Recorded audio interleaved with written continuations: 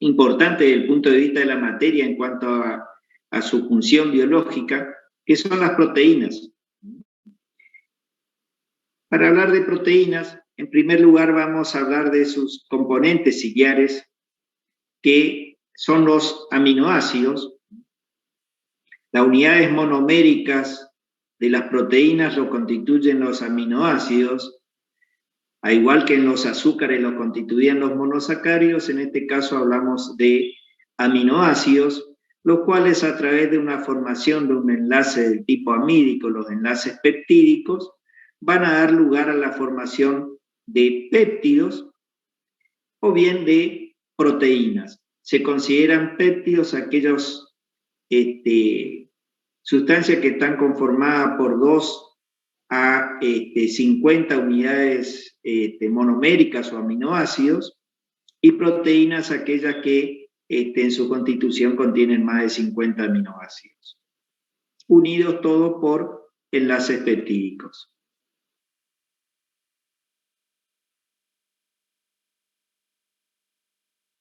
Profe, ¿Sí? ¿Qué característica tiene este enlace peptídico? Porque tipo no dice enlace sigma, sino que tiene su propio nombre, a eso me refiero. ¿Por qué se llama así?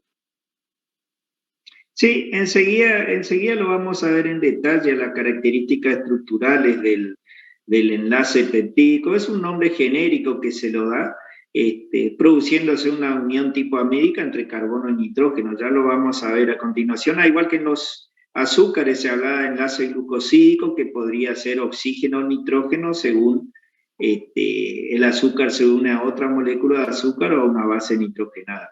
¿Sí? En este caso hablamos de enlaces peptídicos porque van a dar lugar a péptidos y proteínas, ¿sí? Pero ya lo vemos en minutos, vemos su estructura. Entonces vamos a comenzar primero por ver los elementos ciliares, los aminoácidos, que a través entonces de los enlaces peptídicos va a dar lugar a ya sea oligopéptidos o proteínas.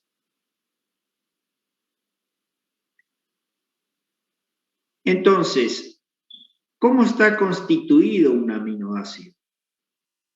Un aminoácido se caracteriza porque el carbono alfa, o sea, el carbono número 2, está enlazado a un grupo amino. Contiene un hidrógeno y a su vez enlazado a un radical, a un grupo R, siendo esta la parte variable de los distintos aminoácidos.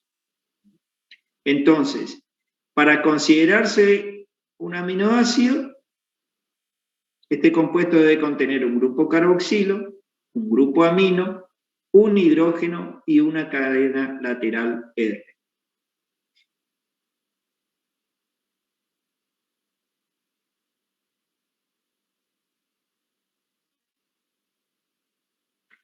Ya vamos a ver a continuación, el R además puede contener también otros grupos aminos y otros grupos carboxilo, pero la condición sine qua non para ser considerado aminoácido es que el carbono alfa tenga enlazado o comparta sus enlaces con un grupo amino y un grupo carboxilo.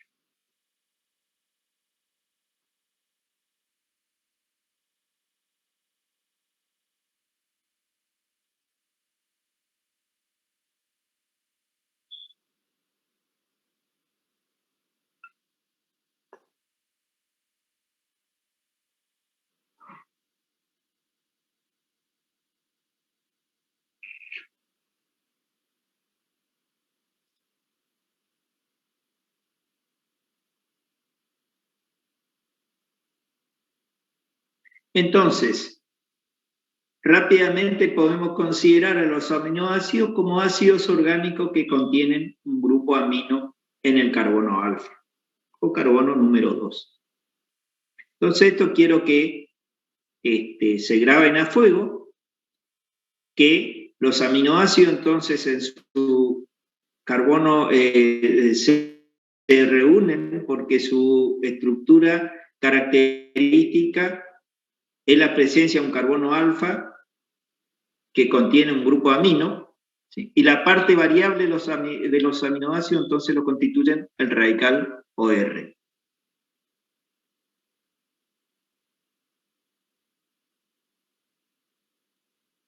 ¿Se entendió alguna pregunta, chicos?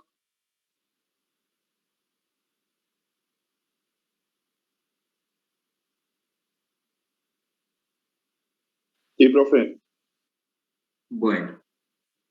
Entonces, veamos ahora cómo varían los R, que están acá con un fondo celeste, y en base a su naturaleza, lo podemos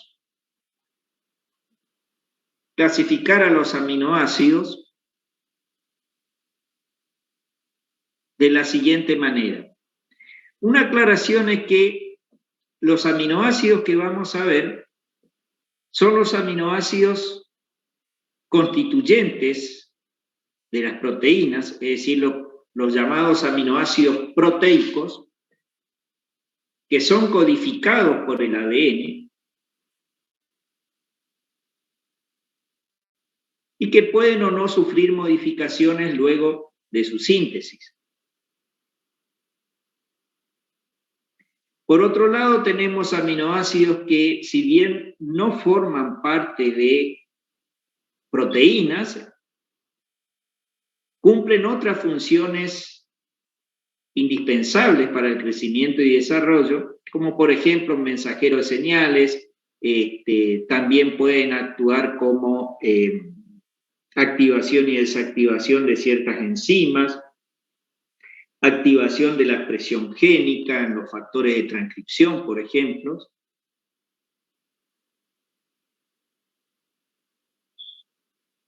Pero la clase de hoy va a estar destinada entonces a los aminoácidos proteicos. Se consideran 20 aminoácidos constituyentes de proteínas, todos ellos codificados por el ADN. Cuando veamos ácidos nucleicos, vamos a ver en qué consiste la transcripción y traducción de la información genética en una proteína.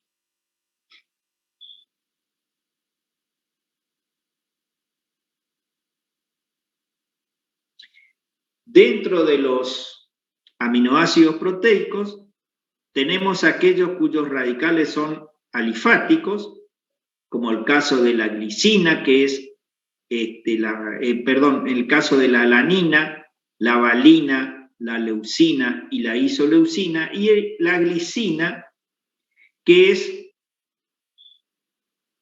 el único caso, la expresión más simple de un aminoácido en el cual el R en realidad es un hidrógeno. Entonces, fíjense cómo va variando los radicales en cada uno de los aminoácidos, mientras que el carbono alfa se mantiene invariable.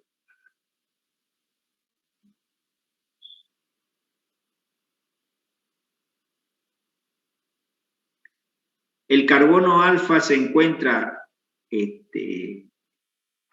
con otro color, porque indica que, ya vamos a ver, es un centro de quiralidad. Los carbonos quirales están en rojo, porque comparten sus enlaces con 4 grupos distintos, a excepción de la glicina, que no tiene quiralidad porque está compartiendo 2 enlaces con ella.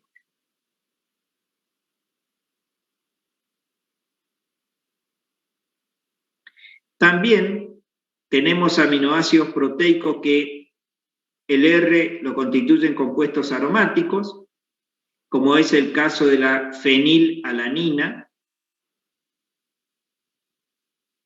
el triptófano, que a su vez es el precursor de las auxinas,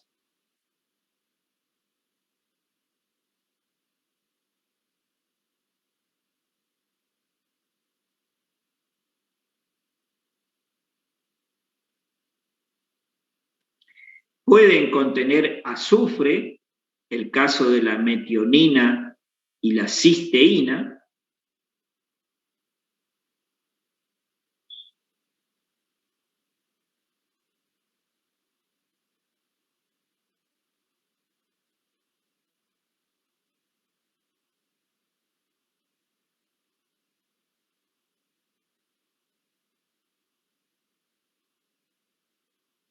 Luego tenemos la prolina, con la presencia de un grupo amino secundario,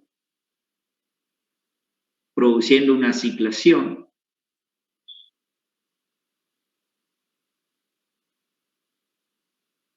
Fíjense que todos los nombres de los aminoácidos tienen una sinonimia de 3 letras que identifica el aminoácido o bien un código de una letra. Entonces, para el caso de la glicina, el código de 3 letras se identifica como GLY, porque viene del inglés, o se lo puede simbolizar con una sola letra con G de glicina. Y así sucesivamente para cada aminoácido. Y esto es importante en el momento de detallar su secuencia, por ejemplo, la secuencia de aminoácidos que conforma la proteína, como son estructuras moleculares muy amplias, entonces se utiliza directamente el código de una letra.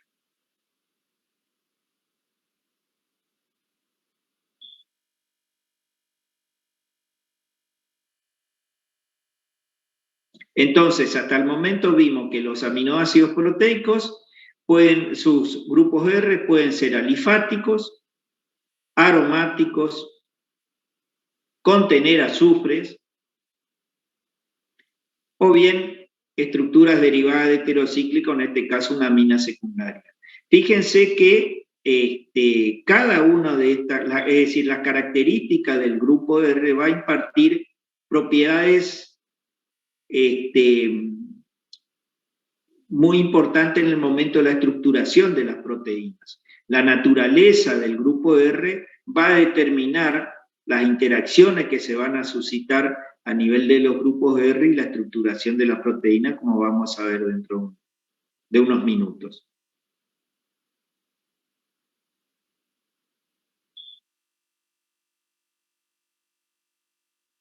También, dentro de los aromáticos, además de fenilalanina y triptófano, tenemos los aminoácidos polares sin cargas y dentro de los aromáticos la tirosina, que tenemos un grupo oxidrilo en el R. El R está caracterizado por tener un anillo bencénico, en definitiva un alcohol aromático, ¿sí?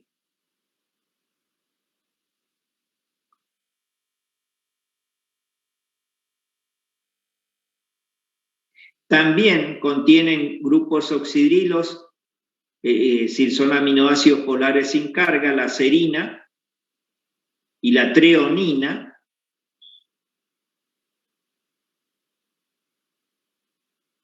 Estos 3 aminoácidos que contienen grupos oxidrilos son muy importantes como reguladores en ciertas proteínas porque es el sitio de esterificación con ácido fosfórico, formando, es decir, esas proteínas se activan por fosforilación y se inactivan por defosforilación, es decir, actúan allí enzimas del tipo quinasa para producir la esterificación con un anhidro fosfórico y formando, perdón, un anhidro fosfórico, o bien para desactivarse, es decir, para eliminar el grupo fosfato, actúan las enzimas llamadas fosfatasas. Vamos a verlo en clase de nivel. También pueden contener grupos amidas, como el caso de la asparagina y la glutamina.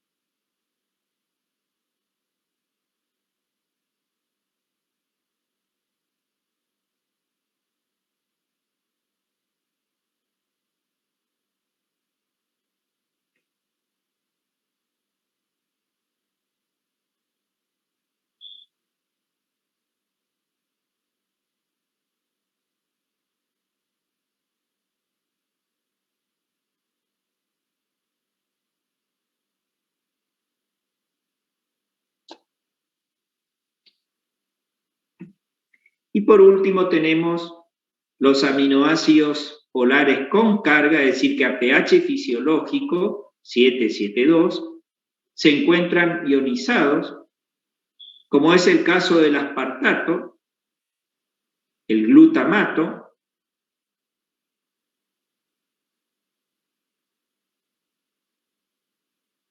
lisina, arginina e histidina.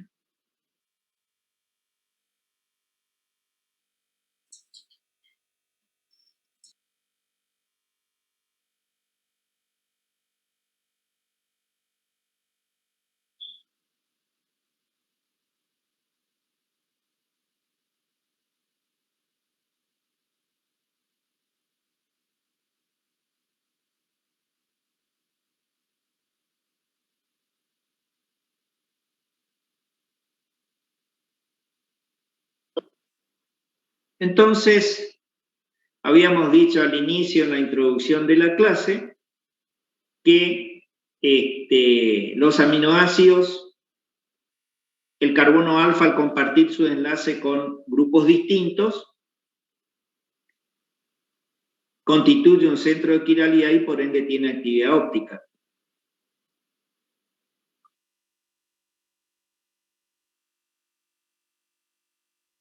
Si hacemos analogía con el gliceraldehído, en el cual la posición del grupo oxidrilo daba el enantiómero E, D o L, en este caso se tiene en cuenta el grupo amino, si se encuentra a la derecha es el enantiómero D-alanina, si se encuentra a la izquierda es L-alanina. En la naturaleza, los aminoácidos proteicos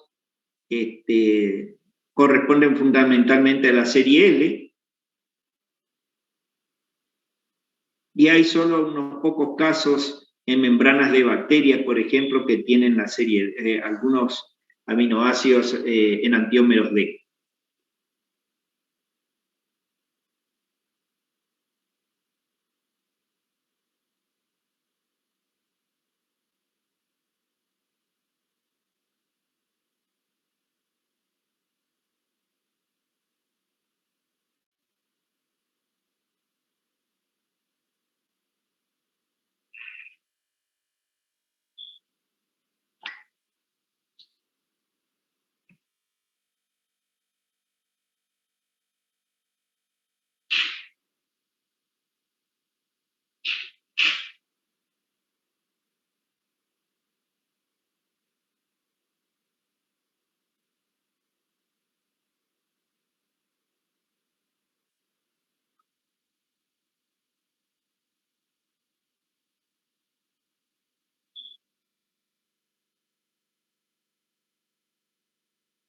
Entonces, en las proteínas vamos a encontrar básicamente los enantiómeros L.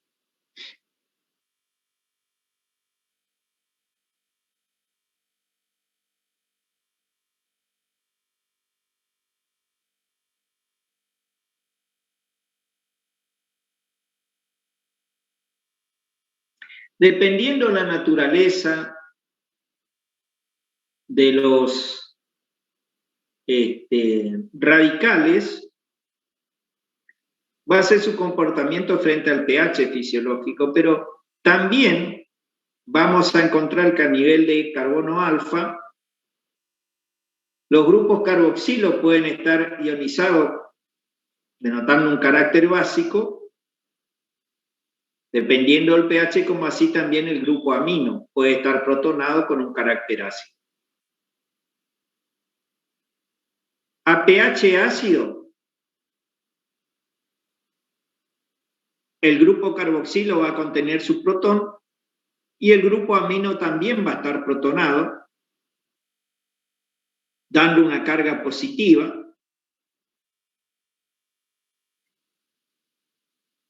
Mientras que a pH básico, el grupo carboxilo va a estar ionizado.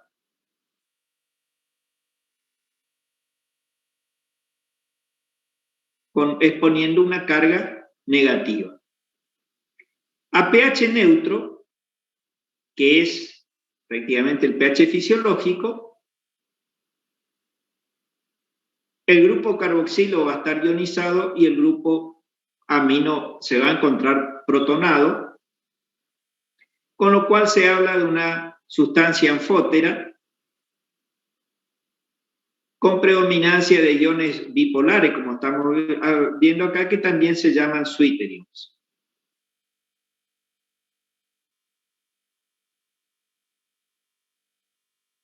Y esta posición de equilibrio va a depender del pH y de la naturaleza de los aminoácidos. Básicamente va a depender de la naturaleza de los aminoácidos porque el pH de la solución es prácticamente, se modifica en muy pocas proporciones.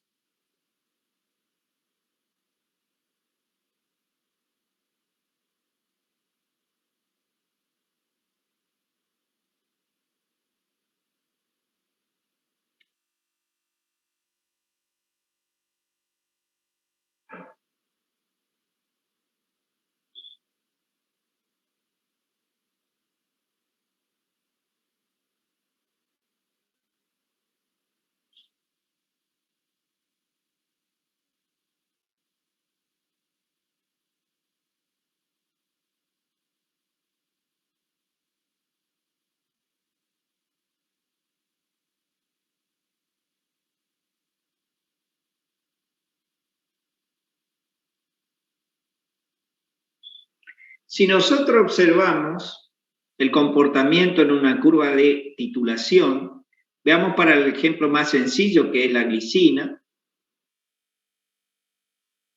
Vamos a ver que a pH muy ácido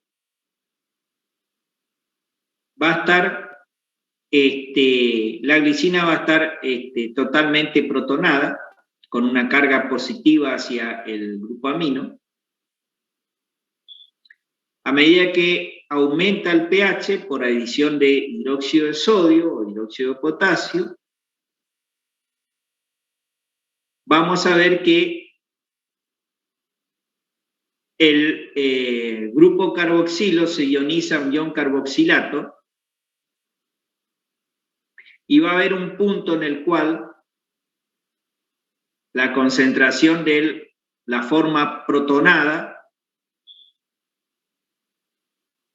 va a ser igual a la forma ionizada. Ese punto es la pK ácida, que es igual a 2.34. Si continuamos aumentando el pH, va a llegar un momento que el grupo amino también va a perder el protón, encontrándose el aminoácido en su forma ionizada con carga negativa. El punto en el cual la concentración del ion dipolar y de la forma desprotonada con carga negativa es igual, define la pK alcalina, o pK2, que para el caso de la glicina es de 9.6.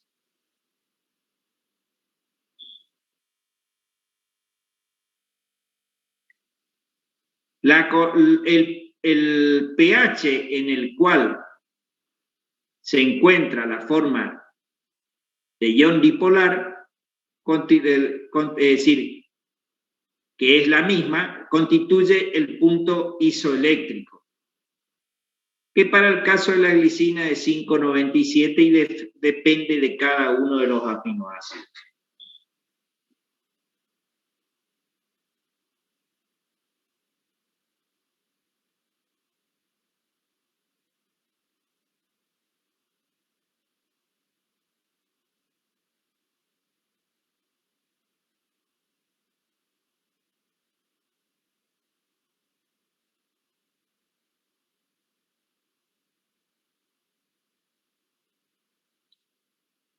Si analizamos el comportamiento ácido-base de las cadenas laterales, es decir, de los grupos R,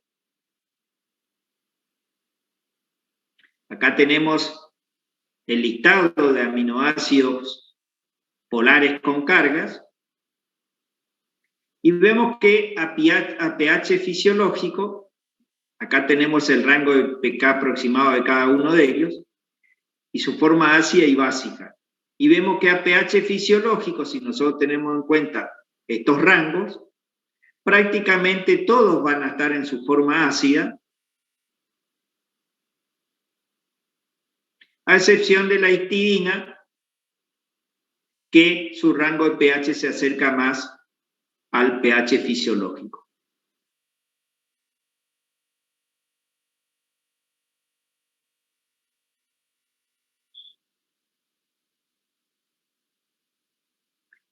Existen interacciones no covalentes que se llevan a cabo a nivel de las cadenas laterales.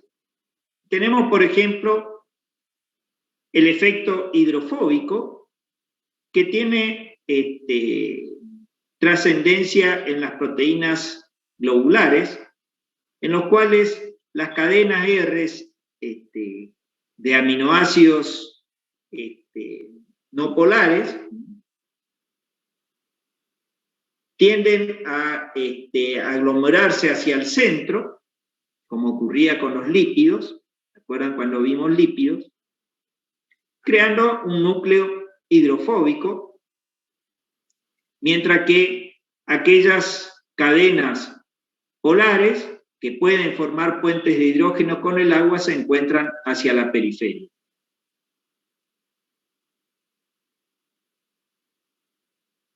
Este efecto de la formación del núcleo hidrofóbico define en gran parte las características estructurales de las proteínas globulares.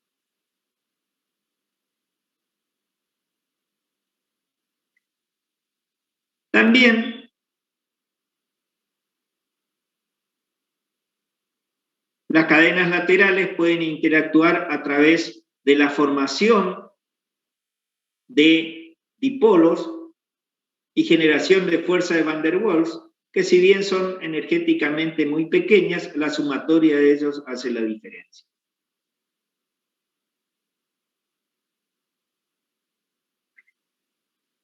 En aquellas cadenas laterales ionizadas, como el caso de la lisina que estamos viendo aquí y el glutamato, el ácido glutamínico o glutamato, vemos que hay una atracción entre las cargas opuestas y esas interacciones electrostáticas también ayudan después a fijar la estructura en el espacio, la forma tridimensional.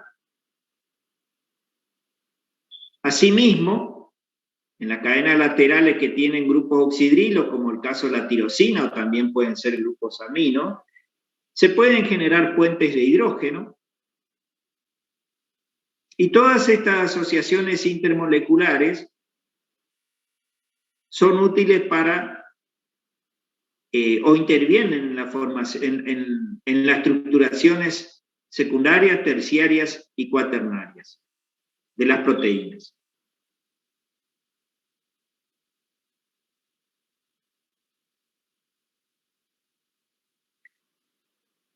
¿Se entiende, chico? ¿Alguna pregunta?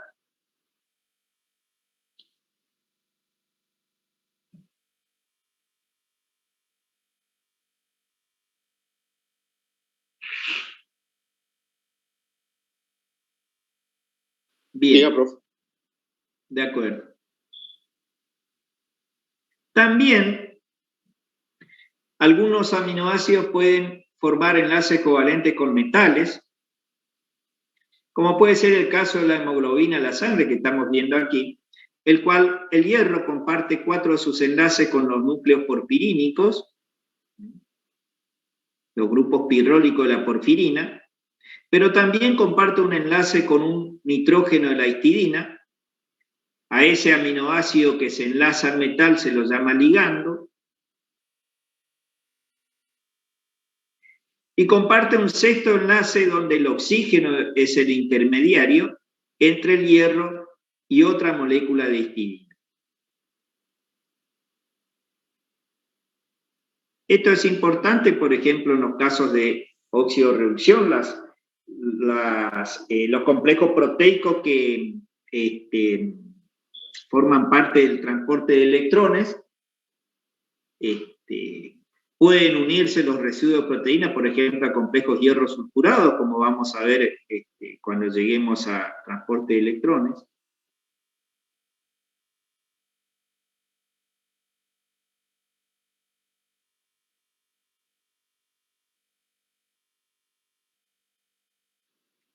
También puede haber enlaces covalentes a través de la formación de puentes disulfuros. El aminoácido cisteína contiene azufre, como sulfidrilo, y por oxidación se pueden unir dos cisteínas para dar lugar a una molécula de cistina con un puente disulfuro, un enlace disulfuro, que por reducción nuevamente puede dar las moléculas cisteínas que le dio origen. Esta formación de enlaces disulfuro es muy, muy importante en la estructura terciaria y cuaternaria de las proteínas.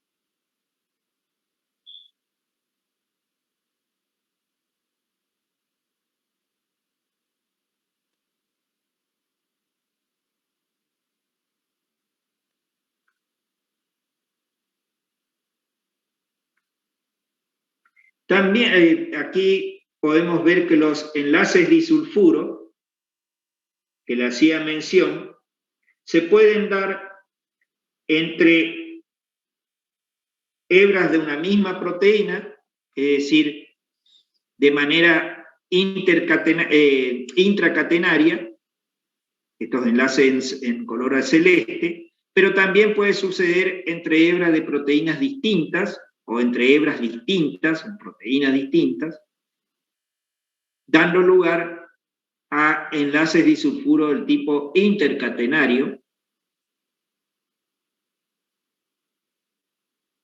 Y ya vamos a ver que cuando se forman estos enlaces disulfuros entre cisteínas que se encuentran en una misma hebra, da origen a la estructura terciaria de la proteína, y si se enlazan con cisteínas que se encuentran en hebras distintas, da lugar a la estructura cuaternaria.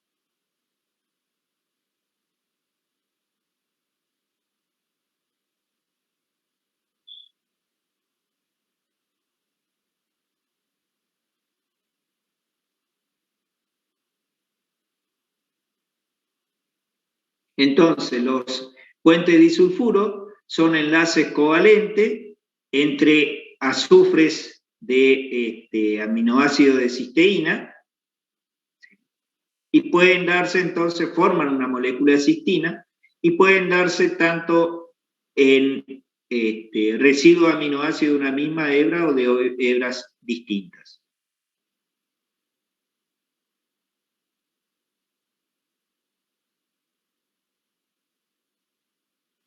Profe, ¿Sí? ¿residuos serían los enlaces? No, disculpe que no le aclaré. Residuos se los llama las unidades de aminoácidos en una proteína, que están unidos por enlace peptídico. Cada uno de esos aminoácidos recibe el nombre de residuos. ¿Sí? Disculpen que no les aclaré. Gracias.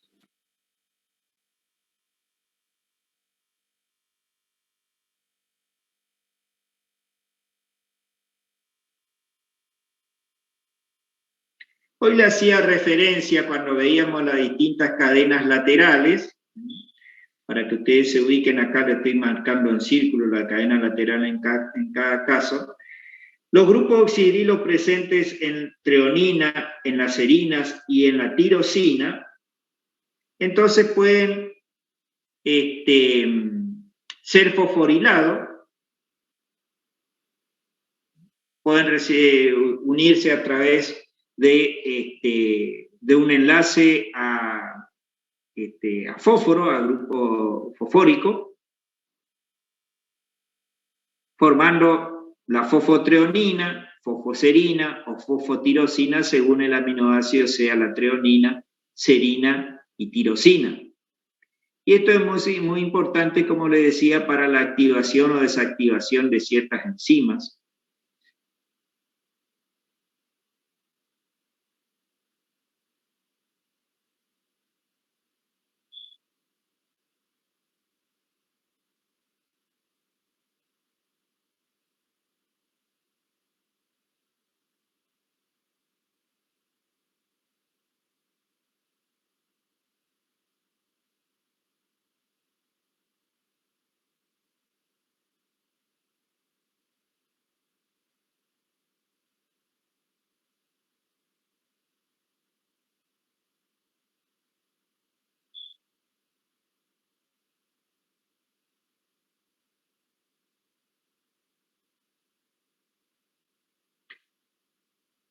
También los aminoácidos pueden unirse a azúcares a través de enlaces covalentes. A este proceso se lo llama glucosilación. Entonces los azúcares pueden unirse a las proteínas mediante la formación de enlaces glucosídicos que pueden ser con oxígeno, en el caso de la serina y la treonina, o bien con nitrógeno, en el caso de las paraginas, como estamos mostrando acá abajo.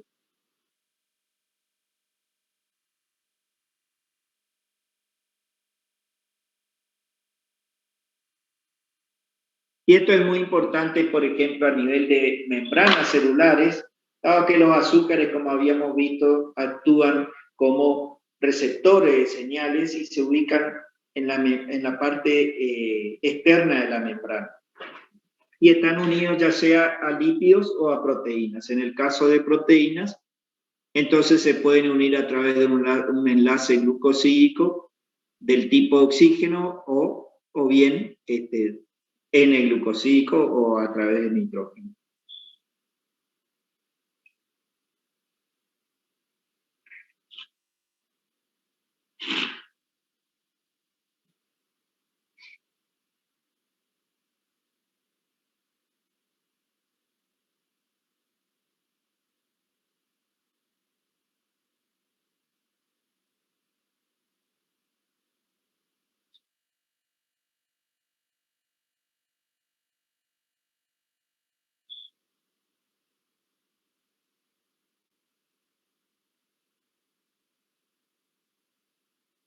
Entonces, a modo de resumen, tenemos que los aminoácidos proteicos varían en sus cadenas laterales y pueden estar conformados por compuestos no polares, alifáticos.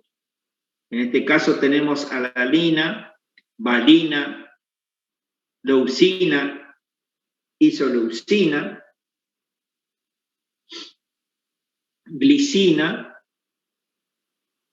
También podemos considerar a la prolina, aunque es una imina.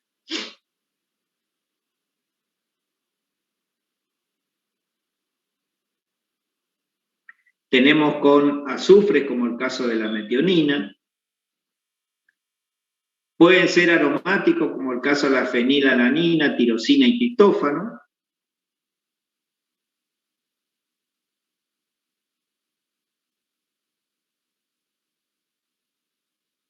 Esos grupos R pueden ser también polares, sin carga, serían con grupos oxidrilos, serían serina, treonina, y también aquí se puede volver a considerar la tirosina, que tiene un grupo oxidrilo.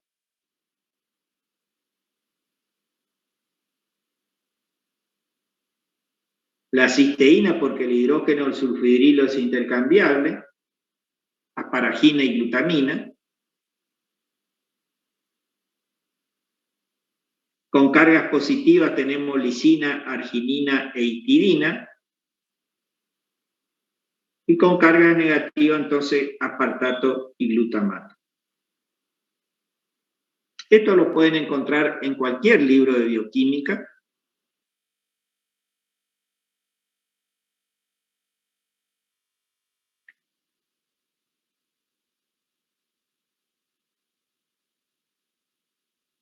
Y los esqueletos carbonados, a partir de los cuales se forman los 20 aminoácidos, son provistos a partir de intermediarios que se encuentran en el catabolismo, ya sea de azúcares, o sea, glicólisis, o bien ciclo de Krebs. A partir de glicólisis, por ejemplo, como intermediario el fosfoglicerato, se pueden formar serina, glicina, cisteína. A partir del fosfonolpiruvato, que es otro intermediario del catabolismo de azúcares, de glicólisis, ¿sí? Se forma la eritrosa 4-fosfato, después el siquimato, y a partir del siquimato se van a formar los aminoácidos aromáticos, como el triptófano, la tirosina y la fenilalanina. A partir del piruvato, que es el producto final en condiciones aeróbicas de la glicólisis, se puede formar alanina o bien leucina y valina.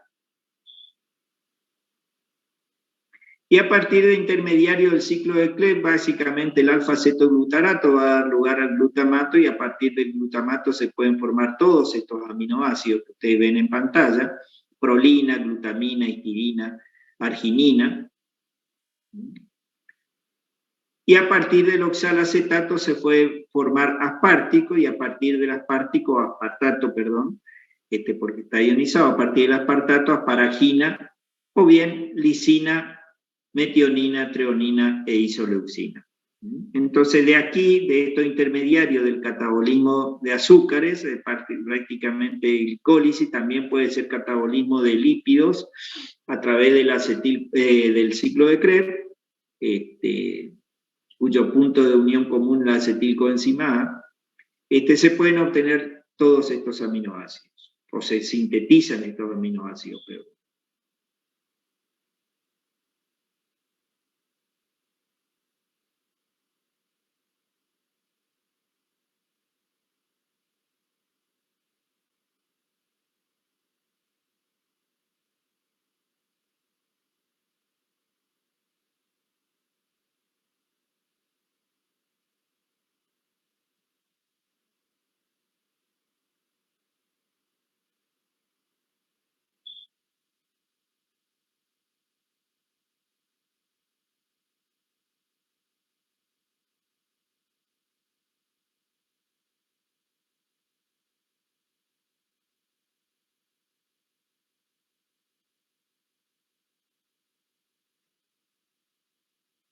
Ahora veamos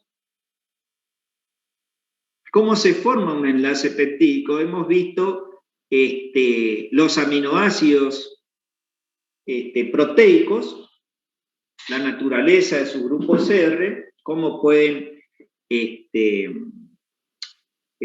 actuar o interactuar en la formación de las proteínas. Ahora veamos cómo se unen los aminoácidos a través de los enlaces peptídicos.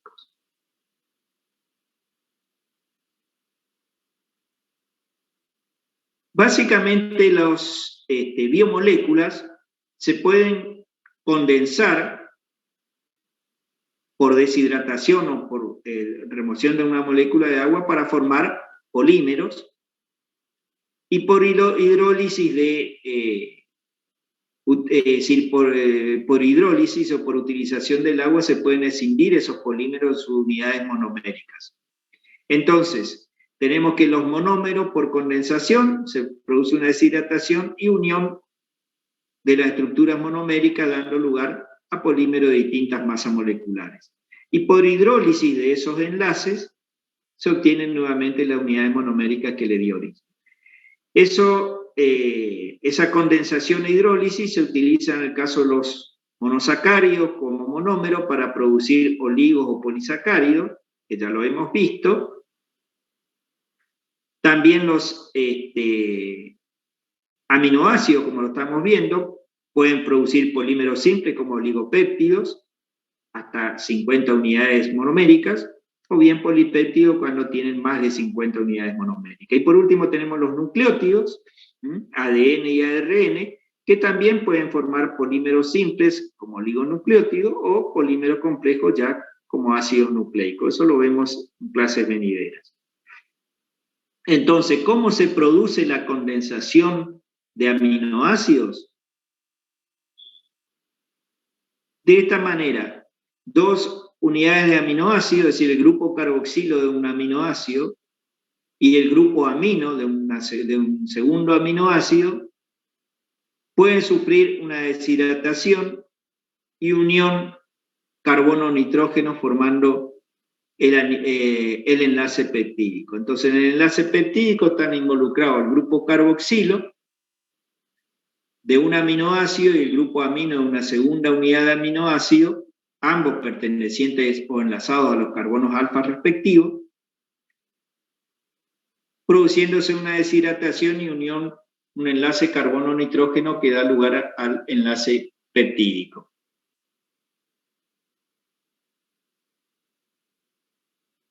Entonces, una cadena peptídica va a tener una parte regular constituida por un enlace peptídico y una parte variable que lo constituyen las ramificaciones laterales de cada una de los residuos aminoácidos que lo componen.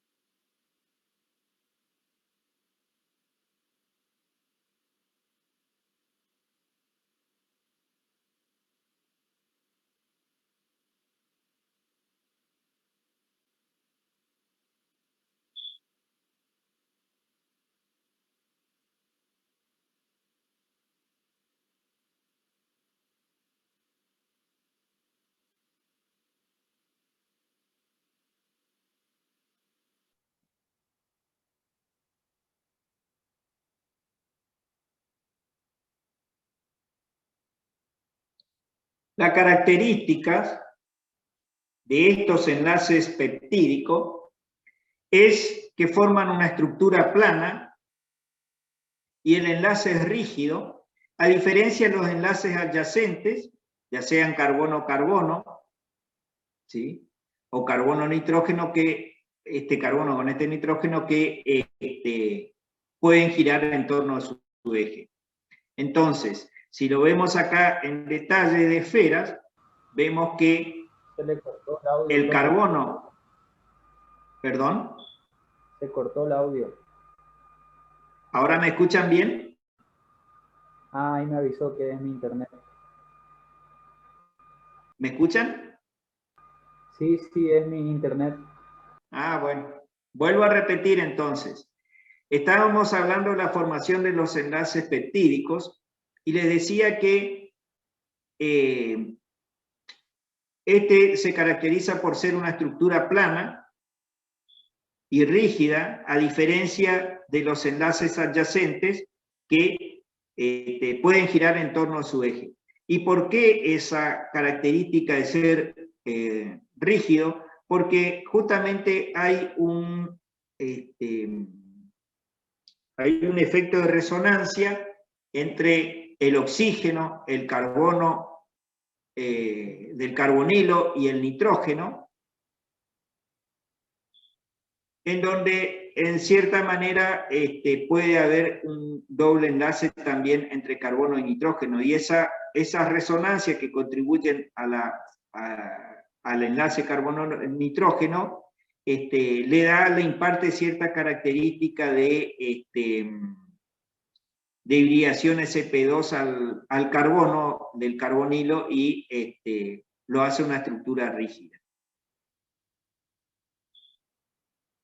Entonces, si vemos acá en detalle, tenemos que este enlace carbono-nitrógeno por contribución de resonancia es rígido, ¿sí? En cambio, los enlaces carbono-carbono alfa o nitrógeno-carbono alfa pueden tener un giro en torno de su eje y pueden ser móviles. No así, entonces, a nivel de carbono-carbonilo, nitrógeno. El enlace peptídico, entonces, es una estructura rígida. Acá tenemos en detalle la contribución de las distintas formas resonantes.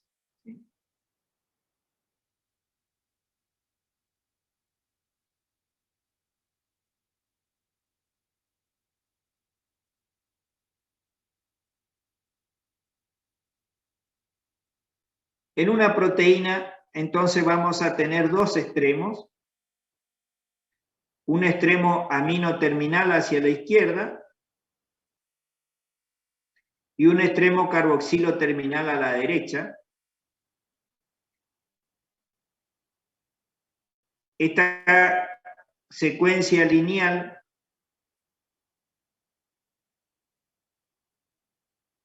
de enlaces peptídicos a nivel de carbono alfa constituye entonces la parte invariable de la proteína, y la parte variable está dada por las diferentes cadenas laterales, como lo ven acá detallado en coloración fucsia.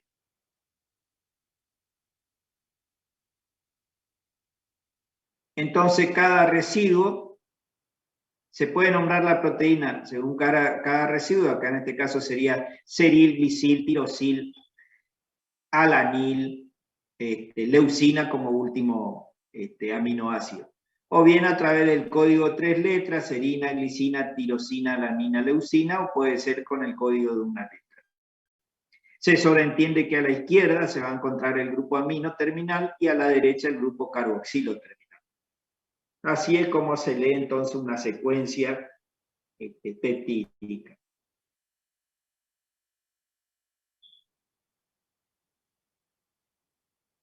¿Se entiende, chicos? Sí, ingeniero. Bueno.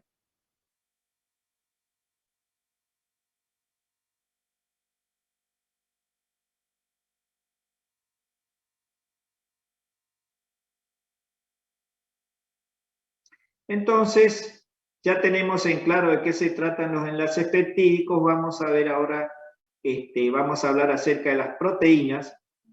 Recuerden ustedes que están constituidas por más de 50 residuos de aminoácidos, unidos siempre a través de enlaces peptídicos.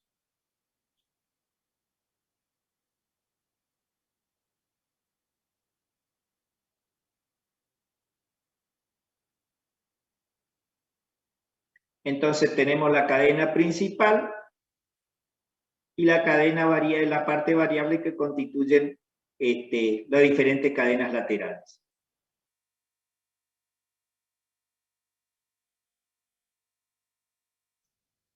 En cuanto a la constitución química, las proteínas pueden ser simples, es decir, estar constituidas únicamente por los residuos de aminoácidos, o bien ser conjugadas, en la cual además de la composición aminoácidica, contienen un grupo prostético. Ese grupo prostético pueden ser azúcares, lípidos, ácidos nucleicos o bien iones inorgánicos.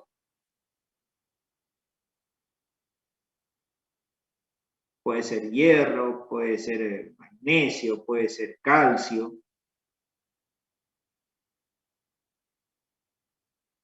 Entonces definimos como holoproteína a la parte proteica funcional,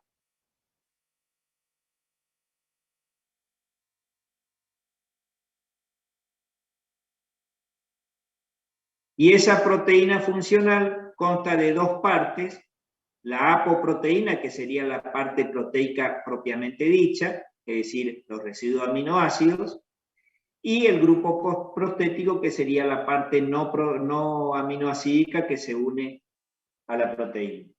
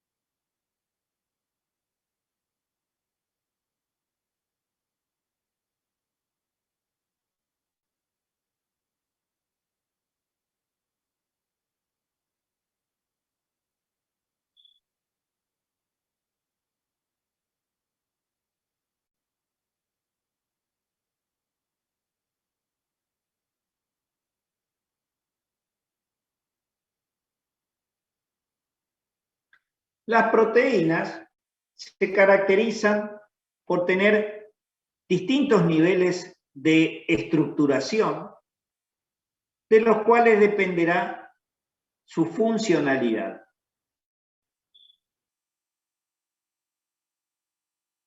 De esta manera, en las proteínas podemos encontrar una estructura primaria, secundaria, terciaria, y también pueden haber estructuras cuaternarias en ciertos tipos de proteínas. La estructura primaria está dada por la secuencia lineal de aminoácidos,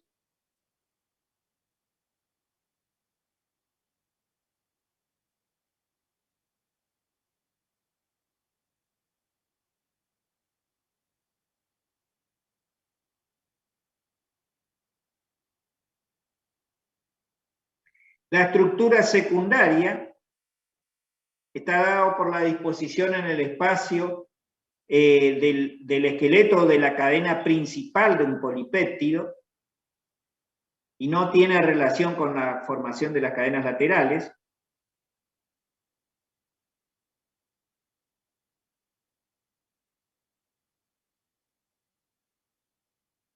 La estructura terciaria ya tiene que ver con el aspecto tridimensional o la forma que adquiere la proteína en el espacio,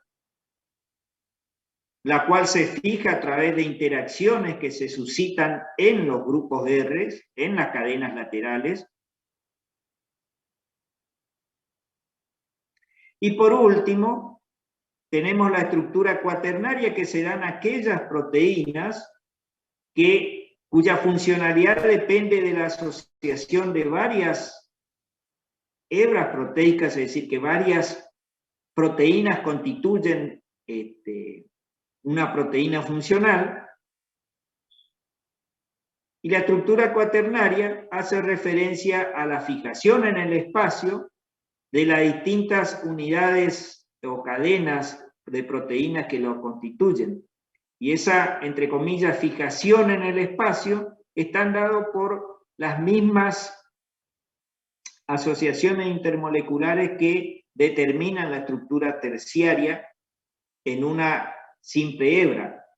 La estructura cuaternaria se suscita también por estas asociaciones intermoleculares, pero que, a diferencia de la estructura terciaria, ocurren entre hebras distintas, entre proteínas distintas.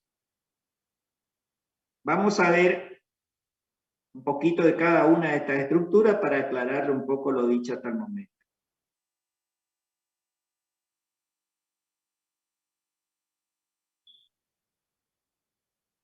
Entonces, la estructura primaria es nada más que la secuencia de aminoácidos. Por ejemplo, alanina, triptófano, serina, treonina, etcétera, etcétera. Es decir, que la estructura primaria está dada por la secuencia de aminoácidos. Cada proteína, y esto es lo interesante, cada proteína tiene una secuencia específica de aminoácidos y está determinada por el código genético. No vamos a entrar en detalle porque eso lo vemos en la clase de ácidos nucleicos, pero la determinación de la secuencia de aminoácidos de una proteína, es decir, la determinación de la estructura primaria de la proteína, está dado por el código genético y constituye la expresión de los genes. Dicho de otra manera, la secuencia de aminoácidos de una proteína es la conexión entre el mensaje genético del ADN y la configuración tridimensional que va a perfilar la función biológica de la proteína.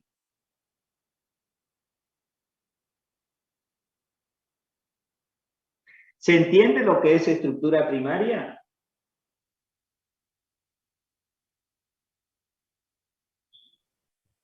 Sí, profe. Bueno.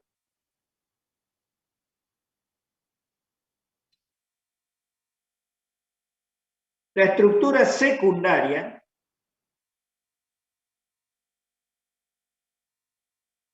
se deriva entonces de la forma en la que la cadena de polipéptido puede interactuar consigo misma, a través de la formación de puentes de hidrógeno. Esto, que quede bien en claro, se suscita a nivel de carbonos, de los grupos de átomos unidos al carbono alfa. Existen dos tipos de estructuras secundarias, la hélice alfa y la lámina plegada o lámina beta.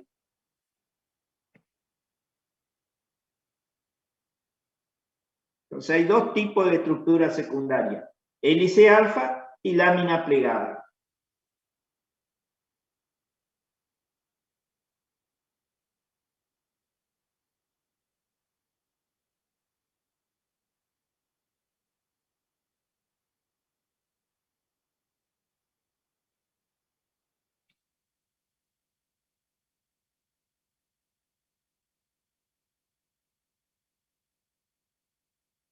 Veamos el primer caso, cómo se forma la hélice alfa.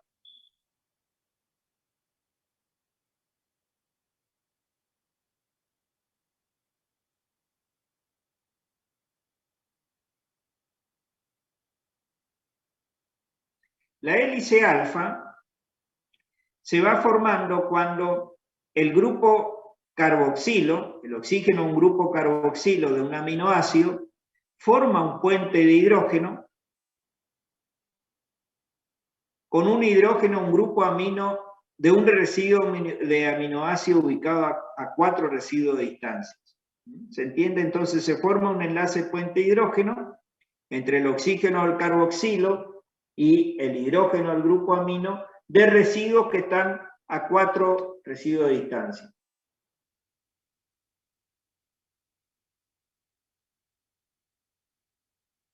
Con lo cual se va fijando la estructura, la cadena principal de la proteína, mientras que los grupos R o las cadenas laterales se ubican hacia la periferia.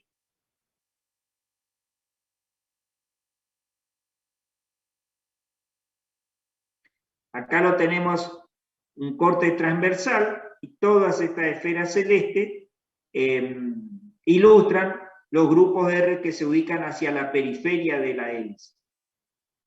Y hacia el centro entonces está la cadena principal que entre comillas se fija la estructura a través de la proliferación de estos puentes de hidrógenos entonces entre residuos que se encuentran a 4 residuos de distancia. Bueno, el promedio del giro son 3,6 residuos.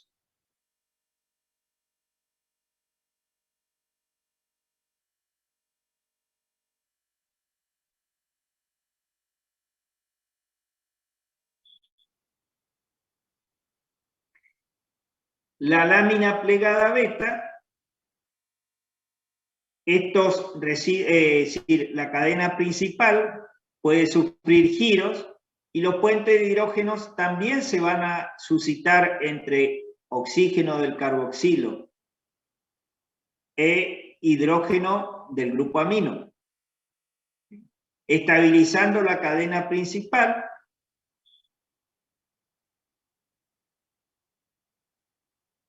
y pueden tener, según la orientación de la cadena, una forma paralela o antiparalela.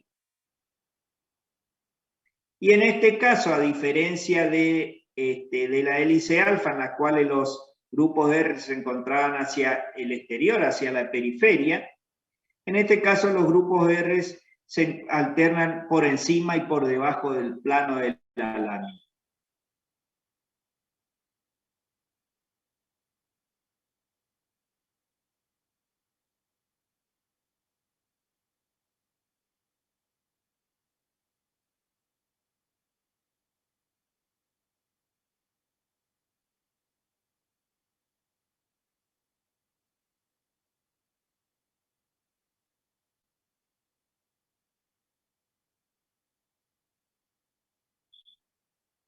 También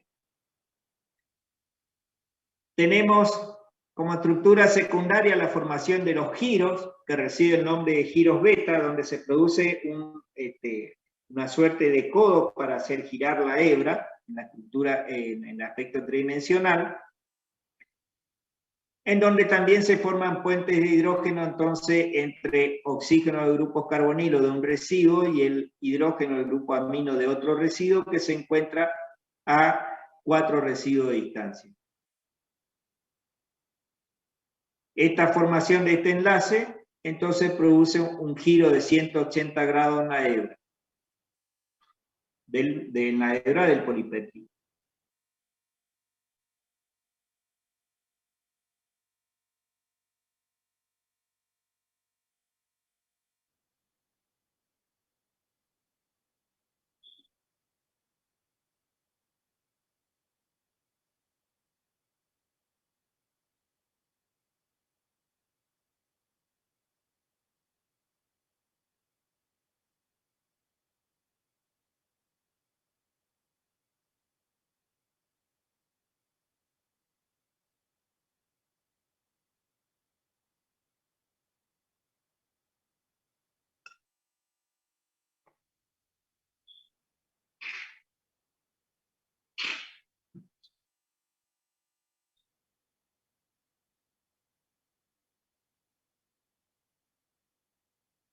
También en una hebra podemos encontrar ciertas regiones con estructuras secundarias definidas que se asocian para tener una disposición espacial característica, que reciben el nombre de motivos, y esos motivos van a estar vinculados a una determinada función, pudiendo ser motivos simples o estar asociándose con varios motivos para formar lo que se conoce como dominios. Entonces tenemos, por ejemplo, el motivo de unión a calcio, donde adquiere una forma característica la estructura secundaria para enlazar al átomo de calcio. Otro motivo, por ejemplo, es decir, la forma de representar la estructura secundaria, estas cintas con una flecha indicando la dirección representan las láminas beta, y la serpentina con hélice, obviamente la alfa hélice, ¿sí? Entonces tenemos distintos motivos, por ejemplo, el motivo de lazo beta alfa beta, es decir, lámina plegada beta, alfa hélice, lámina plegada beta, eso significa beta alfa beta. Hay otros vértices que se forman, es decir, codos que se forman por directamente plegamiento de las estructuras secundarias de alfa hélice, y así sucesivamente. También hay de horquillas betas.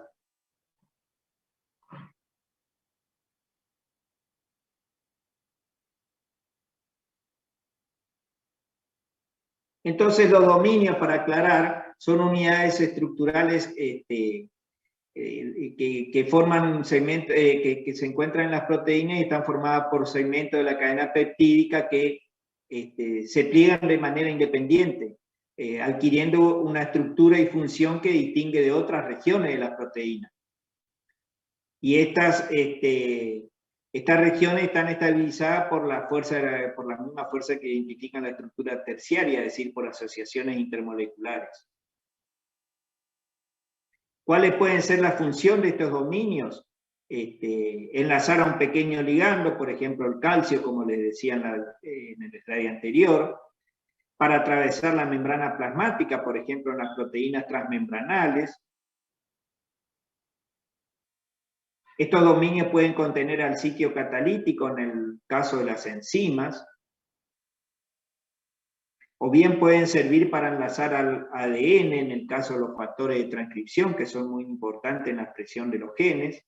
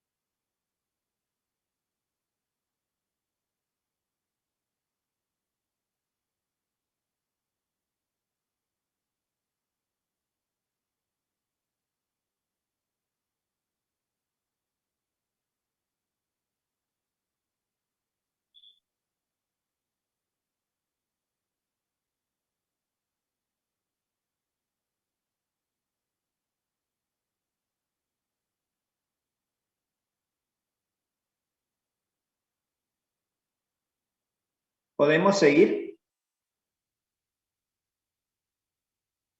Sí, profe. Sí, ingeniero. Bueno.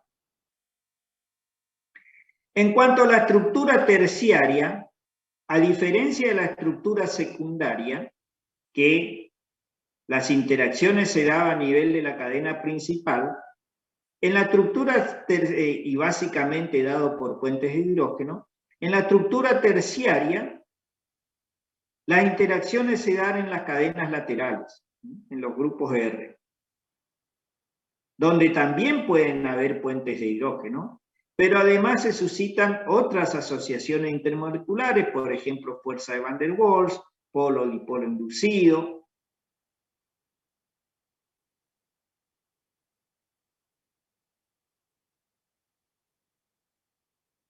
Y esto es importante porque dependiendo de la forma que adquiera en el espacio la proteína, va a ser funcional o no.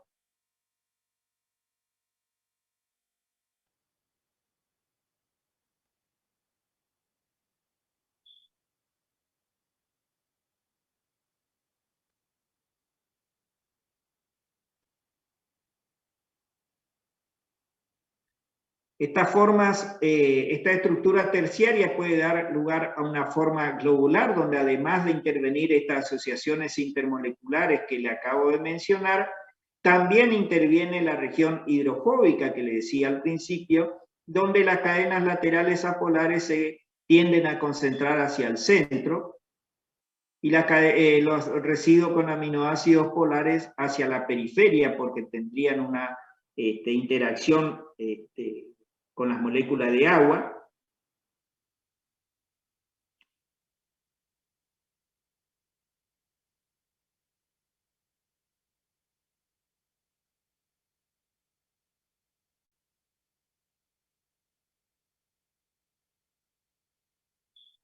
Y en la estructura terciaria también es importante entonces los enlaces disulfuros entre residuos de cisteína, que serían enlaces del tipo covalente,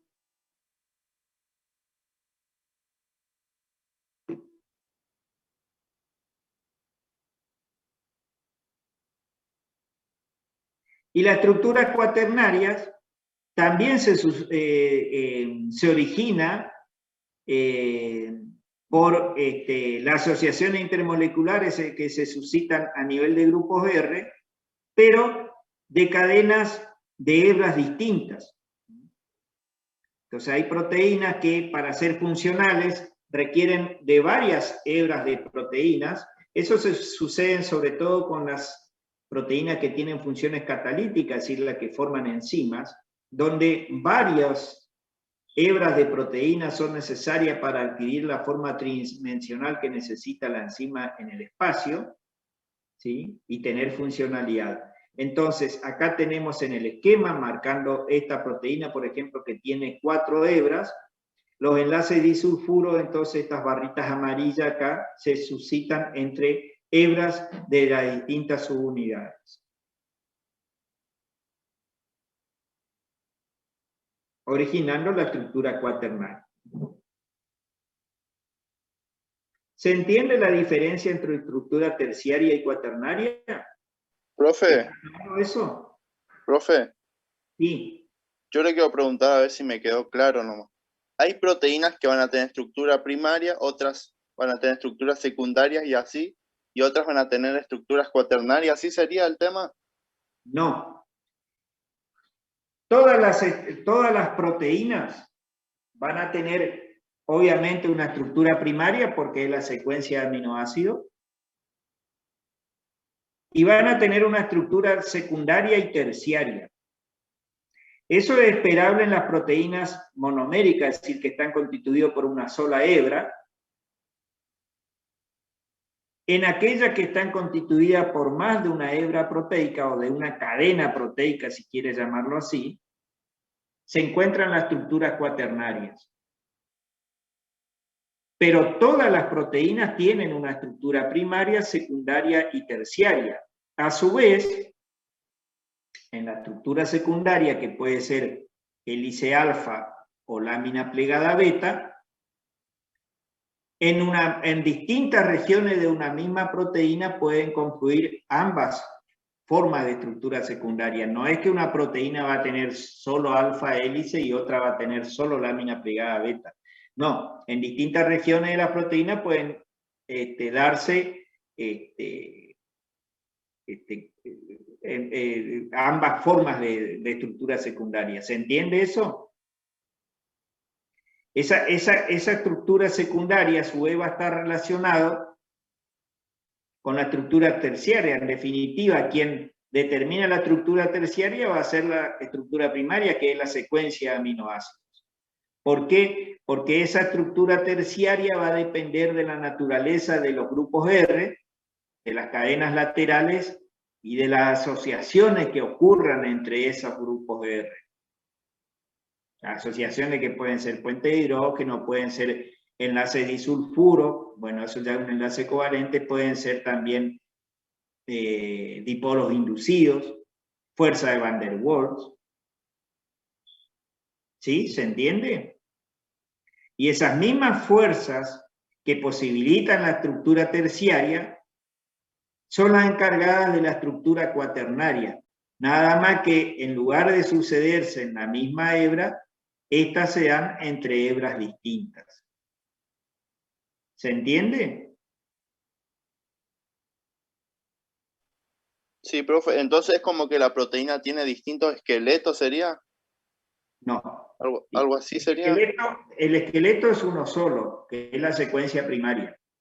Esa secuencia, ese orden de los aminoácidos en la secuencia primaria es la que va a determinar a su vez la estructura terciaria. ¿Por qué? Porque la estructura terciaria depende de la naturaleza de los grupos R, de las cadenas laterales. ¿Se entiende?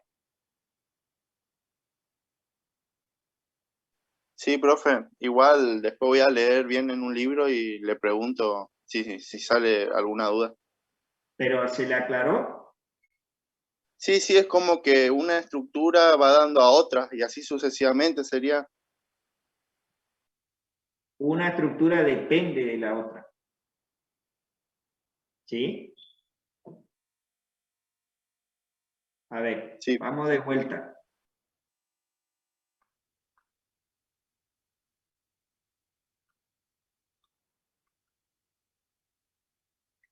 Usted tiene una estructura primaria que es la secuencia de aminoácidos. Cada uno de estos globitos es un aminoácido, ¿sí?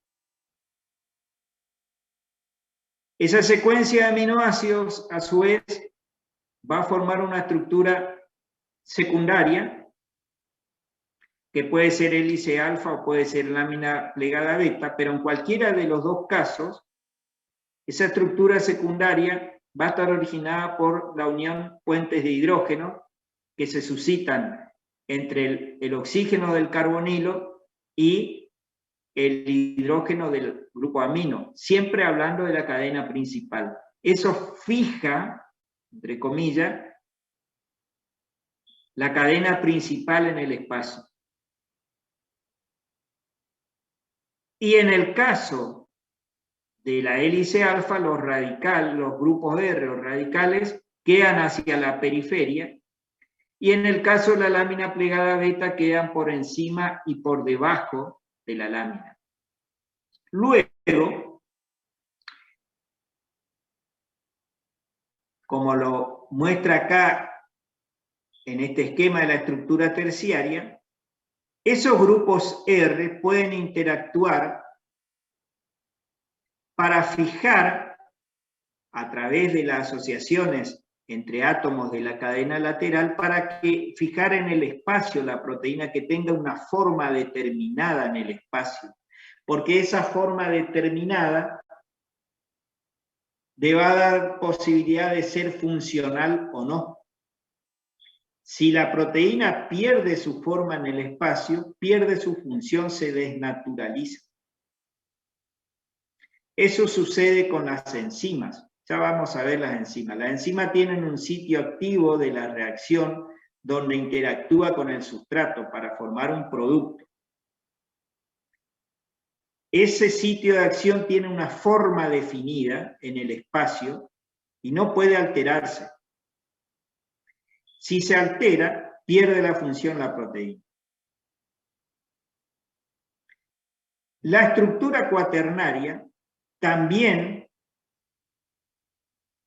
tiene como premisa fijar la estructura de la proteína en el espacio, fijar las cadenas, pero nada más que esas asociaciones intermoleculares que determinan la forma o la fijación de la proteína en el espacio se dan entre hebras distintas. Acá de distintos colores, cada uno es una hebra de proteína. Las asociaciones intermoleculares se van a dar entre hebras distintas, entre proteínas distintas. Y va a poder fijar en el espacio aquella proteína que para ser funcional requiere de varias hebras. ¿Me explico? Sí, profe, ahí entendí, es como que las estructuras van formando a la siguiente estructura y así. Sí, profe, ahí entendí. Gracias, profe, y disculpe. No, por favor, para eso estamos. ¿Todos entienden, chicos? Interactúen un poco más, por favor, porque si no yo no doy por entendido y tal vez no es así. Y créanme, es uno de los temas que más se le dificulta en el examen. Así que, por el bien de ustedes, participen.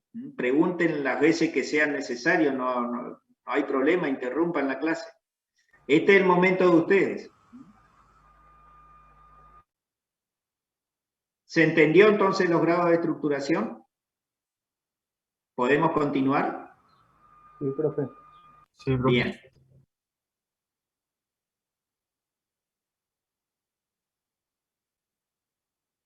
Bueno, acá en esta justamente sintetizábamos todo. Acá tienen el esquema, fíjense. La estructura primaria entonces está dada por la secuencia de aminoácidos, lisina, lisina, glicina, leucina, valina, alanina, histidina. Esa secuencia de aminoácidos puede fijarse a través de formación de puentes de hidrógenos entre oxígeno del carbonilo y hidrógeno del grupo amino, en el caso de la hélice alfa, ubicados a 4 residuos de distancia. También puede ser lámina plegada beta. En el caso de la alfa hélice, las cadenas laterales quedan hacia la periferia. En el caso de la lámina plegada beta, se ubican por encima y por debajo del plano de la lámina.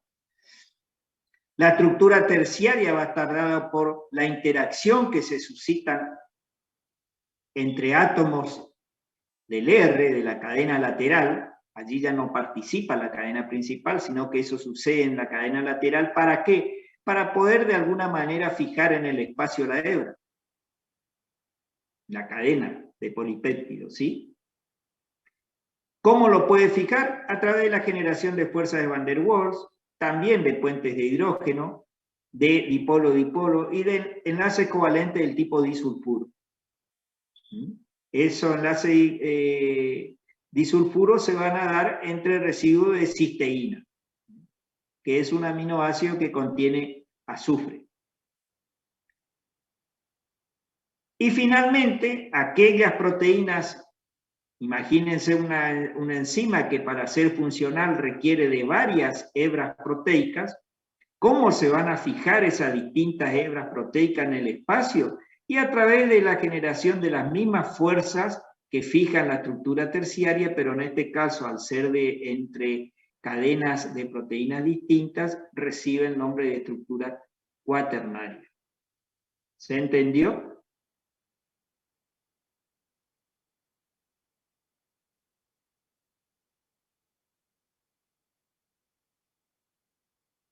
Sí, profe. ¿Sí? Bueno.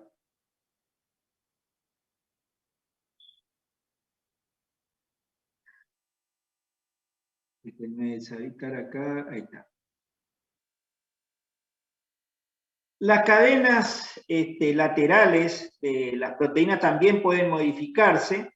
Se pueden modificar a través del agregado de grupo, por ejemplo, pueden ser de grupo fosfato, nacerina, porque tiene un grupo oxidrilo, puede ser también a través de del agregado de grupos carboxilos, o un oxidrilo en el caso de la hidroxiprolina.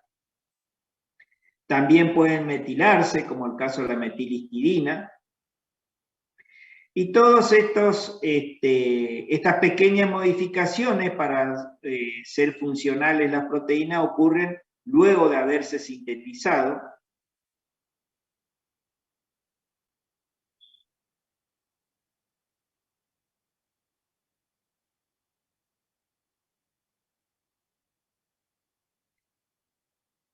La forma que adquieran las proteínas en el espacio es muy importante para que cumplan con su función. Aquellos plegamientos que no son apropiados pueden causar enfermedades, como es el caso del mal de la vaca loca o el Alzheimer, que están dados por plegamiento inadecuado de las proteínas, es decir, por estructuraciones anómalas.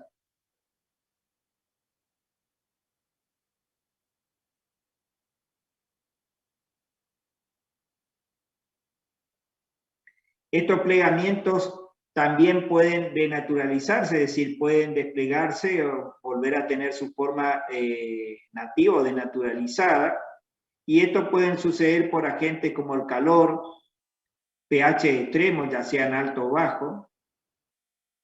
Pueden producir entonces la ruptura de todas esas asociaciones intermoleculares que hacen que la proteína tenga una determinada forma. Al perder esa forma se habla de desnaturalización. Y esa desnaturalización, ese desplegamiento, hace que la proteína pierda su función. Hay proteínas especializadas en resolver estos problemas y reciben el nombre de chaperonas, o chaperones, y promueven el agrupamiento de agregación de esas proteínas.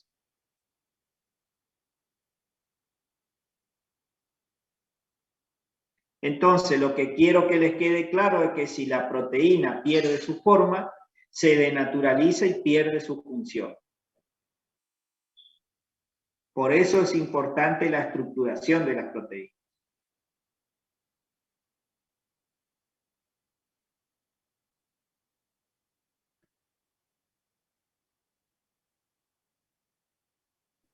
Profe, ¿Sí? los chaperones dicen que mantienen el plegamiento, pero una vez desnaturalizada no vuelve a mantener su forma original, ¿o sí? No, lo que hacen las chaperonas es solucionar pequeñas modificaciones que se suscitan a nivel celular. Es decir, si hay una desnaturalización generada de la proteína, ya chao. Eso no tiene, es irreversible, digamos. ¿Sí? Sí, sí.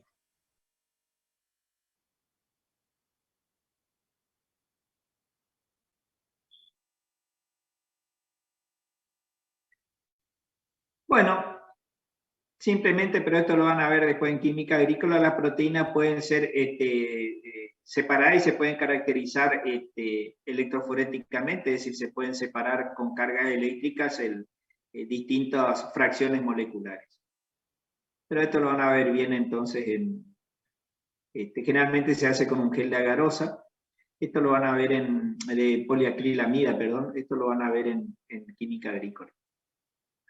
Entonces, ¿cómo se produce la síntesis de las proteínas? Esto se lo cuento muy abuelo de pájaro hoy y lo vemos bien cuando veamos ácidos nucleicos. ¿Sí? El ADN transcribe su expresión en un ARN mensajero, es decir, el ARN mensajero se sintetiza a partir del ADN. Ese ARN mensajero va a sufrir un proceso de maduración y va a salir del núcleo hacia los ribosomas, y en los ribosomas se va a producir la síntesis de la proteína.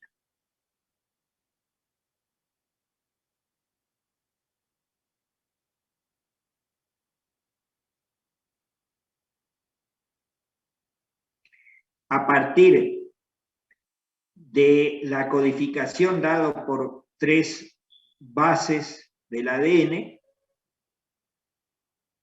se va a determinar el aminoácido que debe ser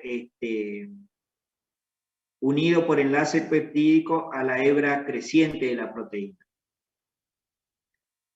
Y en el ribosoma interactúa con el ARN de transferencia,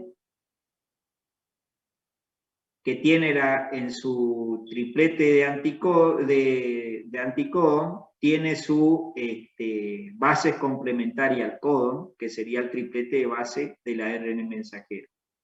Y en base a ello se codifica el aminoácido que debe ser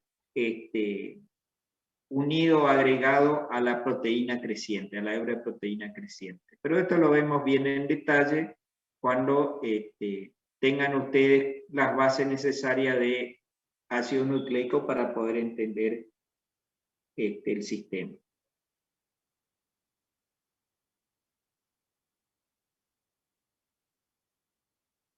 Entonces, ¿cuáles son las funciones de las proteínas? Hablamos mucho de funciones catalíticas como enzimas, es decir, en la catálisis enzimática.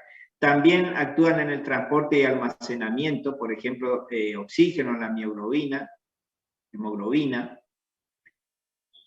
También en movimientos coordinados, organismos flagelados, por ejemplo, soporte mecánico, como el caso del colágeno, protección inmune, en el caso de la generación de anticuerpos, generación y transmisión del impulso nerviosos, los receptores proteicos, control del crecimiento y la diferenciación, por ejemplo, proteínas que son represores que silencian genes, factores de crecimiento, hormonas, en el caso de los animales, hormonas de insulina y tiroideoestimulantes.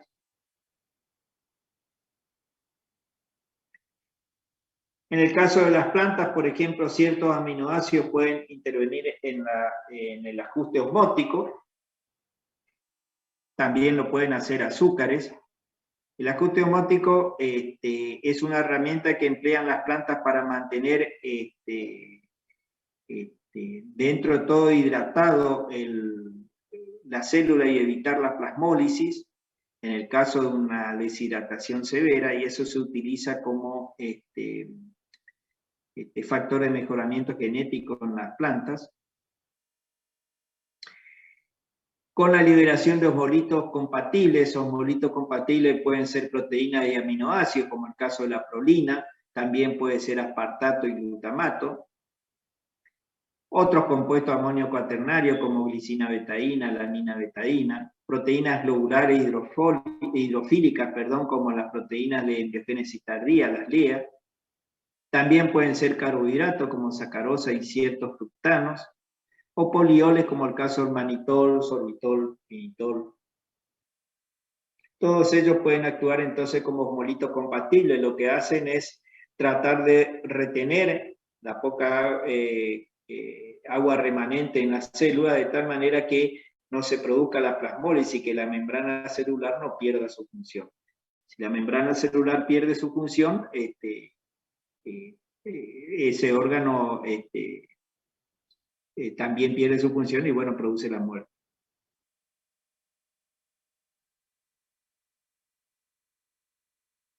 Fíjense el proteoma de Arabidopsis. Arabidopsis es una plantita chiquita de ciclo muy corto, un vegetal, donde sería la drosofila de los vegetales, la drosofila melanogaster es la mosca de la fruta, donde se hizo la mayoría de los estudios genéticos en su principio. Se lo utilizó como organismo modelo. Bueno, esta planta también se utiliza como organismo modelo para los vegetales. Tiene un total de 25.498 proteínas potenciales, con función determinada tienen 17.833, y la clasificación funcional de esas proteínas, muchas participan en metabolismo celular, en la transcripción de la información genética, en la defensa celular, señalización, crecimiento, destino proteico, transporte intracelular, transporte extracelular y síntesis proteica. Entonces, el total de genes secuenciado para esta planta es esta friolera, y el número de genes potenciales es 25.500 aproximadamente. Para que ustedes se den una idea, hoy en día se secuencian tanto los genes, eso lo hacemos en nuestro laboratorio, en determinado, respuesta a un determinado factor, que puede ser estrés, puede ser cualquier cosa, lo que uno tenga objeto de estudio, pero también se pueden secuenciar las proteínas, a eso se lo llama proteómica. La secuencia de genes se llama genómica, y la secuencia de genes que se expresan se llama transcriptómica. Pero bueno, esto es un poquito para ilustrarle nada más lo que se hace hoy en día con estos temas. Y por último le dejo la bibliografía. ¿Sí? ¿Cuál es ¿Sí? el nombre vulgar de la plantita esa? Mire, yo le conozco como Arabidopsis, nomás no sé si tiene un nombre trivial. Arabidopsis es una plantita, una crucífera de crecimiento, de ciclo muy corto de crecimiento y de fácil transformación, entonces por eso que se lo utiliza mucho como planta modelo, pero no le conozco un nombre común, no sabría decirle, sinceramente. Todos lo llamamos Arabidopsis directamente. Gracias. ¿Cómo? Okay. Pero es común encontrarla, ¿no es cierto?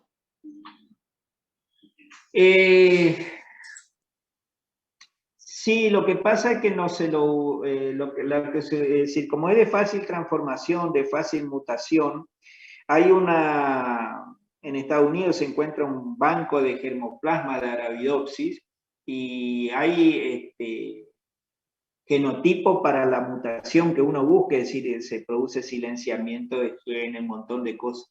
Entonces, directamente de acuerdo al objetivo del estudio que uno está haciendo, solicita a ese organismo, al Banco Mundial de Arabidopsis, el mutante que requiere. Por ejemplo, qué sé yo, un mutante que sea deficiente en una enzima que sintetice ácido abscísico como hormona, por ejemplo.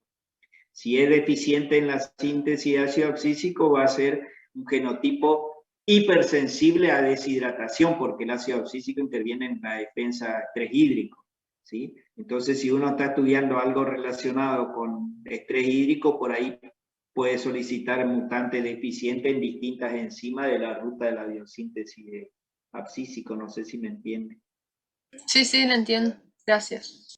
Pero le debo, no sabría decirle si tiene un nombre común, Arabidopsis. Bueno, entonces la bibliografía recomendada para este tema en general, es decir, pueden utilizar cualquier libro de bioquímica. Acá les puse algunos, para aquellos que les interesa la bioquímica en plantas específicamente, es decir, libros de bioquímicas de vegetales, existen muy pocos y están todos escritos en inglés.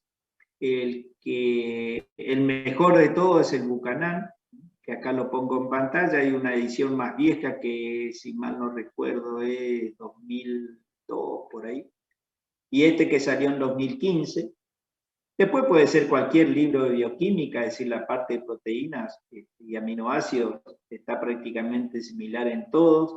Puede ser Feducci, puede ser Boe, también puede ser Matthew, Strayer, que no les puse acá. Es decir, cualquier libro de bioquímica que ustedes encuentren van a tener todos los aminoácidos y las características de cada una de las cadenas laterales de los aminoácidos y qué determinan sus características en la proteína que puede dar lugar. Así que bibliografía hay en abundancia.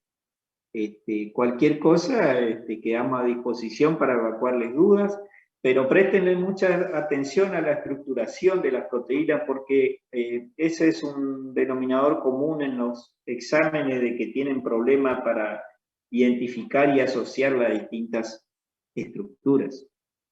Así que, bueno, chicos, si no hay preguntas, eso es todo por hoy. Los escucho. No, profe. Bueno, entonces me resta desearle una buena jornada, terminen bien la semana, cuídense mucho porque la pandemia está pegando y duro. Cada vez uno empieza a encontrar más conocidos, familiares que lamentablemente se contagian, así que es momento de cuidarse, chicos. Nos vemos el lunes si Dios quiere. Igualmente. Nos vemos, profe. Nos vemos, hasta luego. No, profe. Gracias, profe. Buena semana. Nos vemos. Buenos días para todos.